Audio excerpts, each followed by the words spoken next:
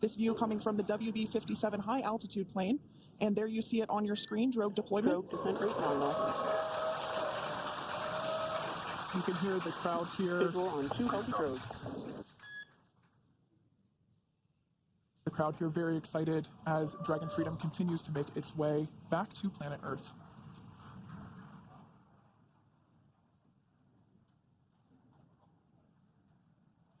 Next up, we'll stand by for the main deployment of the parachutes. The mains are quite a bit larger. You'll be able to notice the difference on your screen once they deploy, and they continue to ensure that the Dragon spacecraft slows down even further. As we mentioned, Freedom will be traveling 16 miles per hour when it splashes down off the coast of Tallahassee, Florida, here at 2:57 p.m. Pacific time this afternoon. And there we go. We have visual on 4 healthy mains. That view was from inside. Freedom copy. That view was from inside one of the buckets where the parachutes are located. So we see a great view there of the reefing on those parachutes. And as those main parachutes begin to inflate fully, 4 beautiful, healthy mains. Now awaiting visuals of splashdown.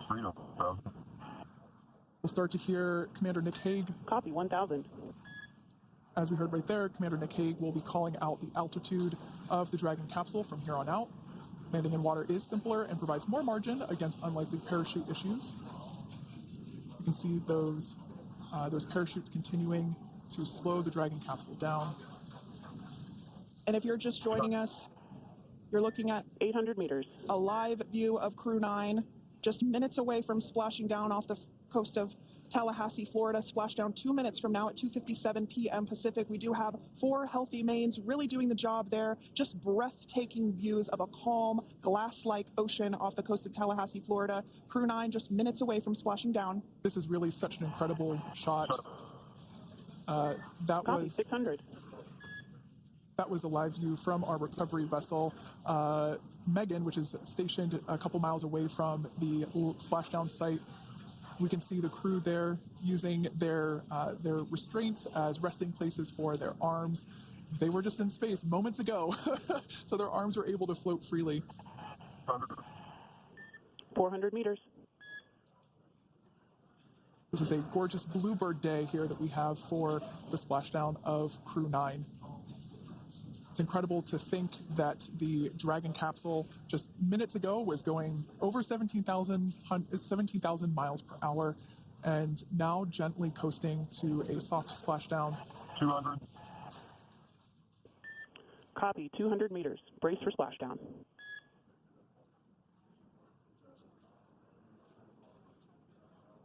As you can see there on your screen, continuing to monitor progress of the Dragon spacecraft. And we're going to stand by for splashdown located in the Gulf of America off the coast of Tallahassee, Florida.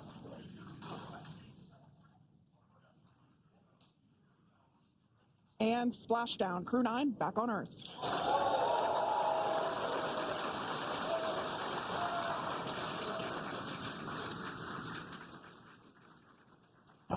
And SpaceX Freedom, splashdown.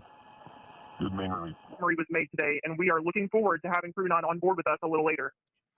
Jaden, that is amazing. Now, obviously, we are watching it here on camera, and the landing conditions look pretty good, but how was it from your perspective? What is the sea state out there?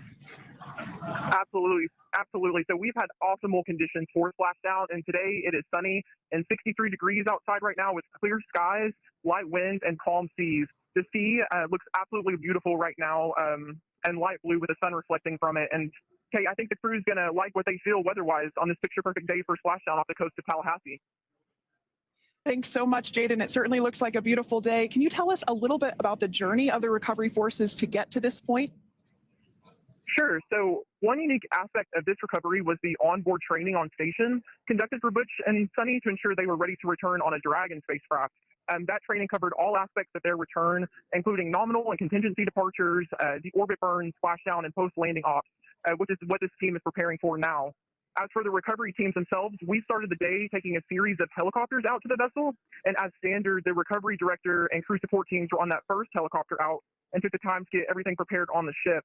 About 2 hours before splashdown, they deployed those fast boats and jet skis into the water. I was actually on the second helicopter out, and we were on the vessel about an hour and a half before splashdown and landed on top of the helicopter pad on the Megan. And the teams have been working diligently across their respective disciplines this week, executing what can only be described, in my point of view, as a logistical masterpiece, just ensuring every detail has been in place for Crew 9's return. That is Dragon will be hoisted into the on-deck translation system, or the nest, at the aft end of the ship, and then will be translated pretty quickly towards that egress platform,